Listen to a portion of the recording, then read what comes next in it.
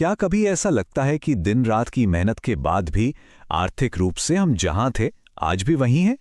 अगर जवाब हाँ है, तो आज का ये विश्लेषण शायद आपकी आंखें खोल दे। आज हम उन 7 छिपी हुई गलतियों पर से पर्दा उठाएंगे जो अक्सर मिडिल क्लास को मेहनत के जाल में फंसाए रखती हैं।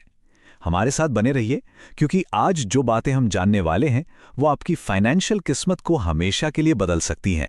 अब ये बात सुनने में थोड़ी चुभ सकती है, लेकिन इसमें एक बहुत गहरी सच्चाई छिपी हुई है। देखिए, अमीर बनना कोई किस्मत का खेल नहीं है, बल्कि ये तो सोचे समझे फैसलों का एक नतीजा है। तो आज हम उन्हीं आदतों और फैसलों की परतें हटाएंगे जो असल में आर्थिक तंगी और फाइनेंशियल आज़ादी के बीच की दूरी तय करती हैं। ये एक ऐसी पहेली है जो हम में से कई लोगों को बहुत परेशान करती है कि जो लोग सबसे ज्यादा मेहनत करते हैं, अक्सर वही लोग पैसों के लिए सबसे ज्यादा संघर्ष करते हुए भी नजर आते हैं। आखिर ऐसा होता क्यों है? चलिए इस बड़ी सी आर्थिक पहेली को एक एक करके सुलझाते हैं। तो ये रहा वो विरोधाभास जिसे लाइफस्टाइल वाली ट्रेडमिल भी कहते हैं। होता क्या है कि सैलरी में थोड़ी सी बढ़त होती है और बचत बढ़ने की जगह एक नई ईएमआई यानी कि एक नई मासिक किस्त दरवाजे पर आकर खड़ी हो जाती है। नया फोन, बड़ी बाइक, एक शानदार कार और शायद एक बेहतर घर, ये एक ऐसा चक्कर है जो हमें लगातार दौड़ाता रहता है, लेकिन हम पहुंचते कहीं भी नहीं हैं। ये एक तरह की आर्थिक जेल है जिससे हमें बाहर निकलना ही होगा। चलिए अब सीधे मुद्दे की जड़ तक पहुंचते हैं। हो सकता है कि खर्च करने की कुछ आदतें चुपके से हमारी दौलत को दीमक की तरह खा रही हों और हमें इसका अंदाजा तक ना हो। तो पेश हैं वो 3 सबसे बड़े मनी किलर्स जिन पर आज ही ध्यान देने की जरूरत है। पहली और सबसे आम गलती, बिना सोचे समझे खर्च कर देना। अगली बार जब 200 रुपए की कॉफी खरीदने का मन करे तो बस एक पल के लिए रुक कर सोचिए, इस 200 रुपए को कमाने में कितनी देर काम करना पड़ा?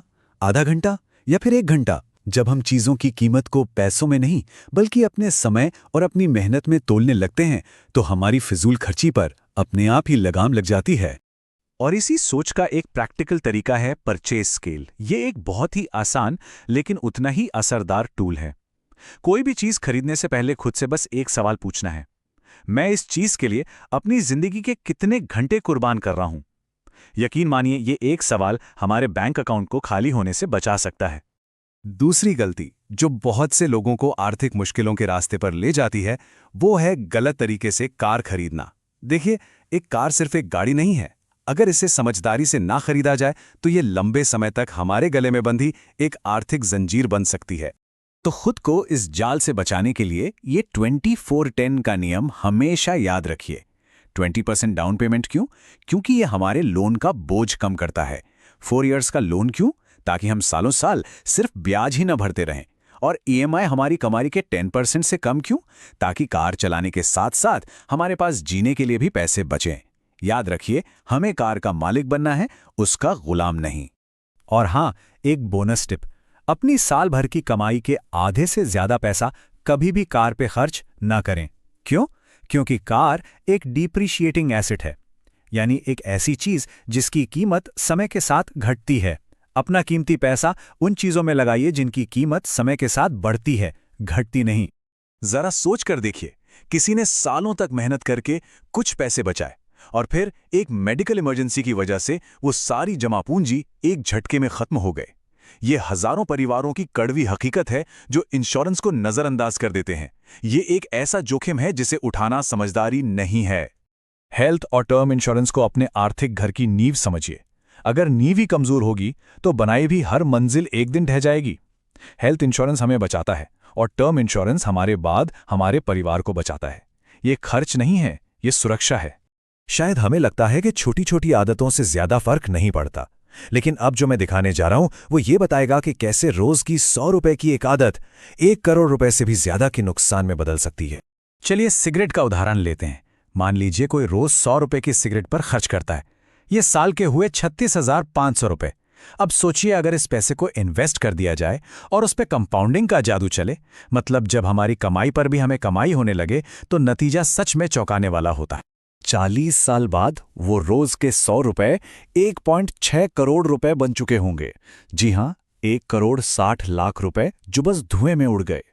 और ये सिर्फ सिगरेट की बात नहीं है, ये हमारी रोज की हर छोटी बड़ी आदत की असली कीमत समझने के बारे में है।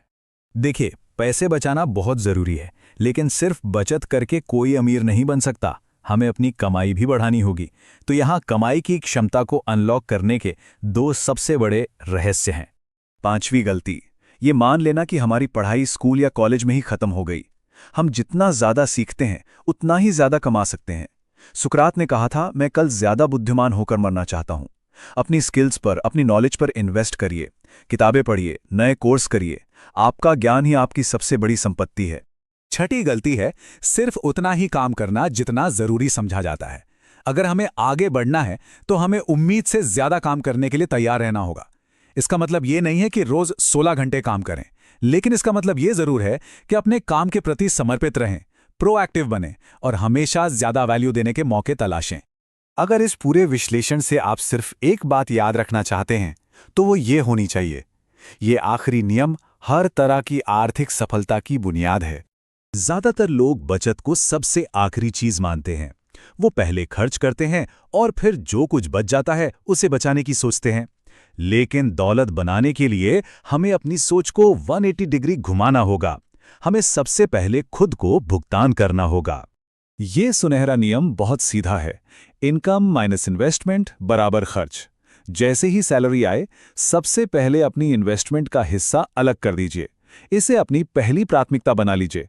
ऐसा करके हम अपने खर्चों के गुलाम नहीं रहते, बल्कि अपनी आर्थिक तकदीर के मालिक बन जाते हैं। सिर्फ पैसे बचाना ही काफी नहीं है।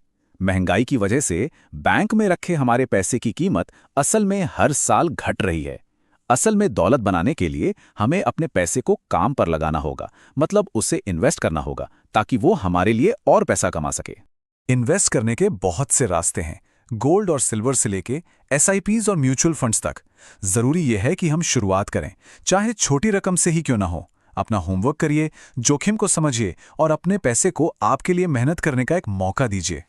तो अब इन 7 गलतियों को ध्यान से देखिए। इनमें से कौन सी गलती आपको पीछे खींच रही है, उसे पहचानिए। उसे सुधारने के लिए आज ही पहला कदम उठाइए और अपनी फाइनेंशियल आज़ादी की तरफ अपना सफ़र शुरू कीजिए। नीचे कमेंट्स में अपने विचार ज़रूर साझा करें। चलिए एक दूसरे से सीखते हैं और साथ में आगे बढ़ते हैं।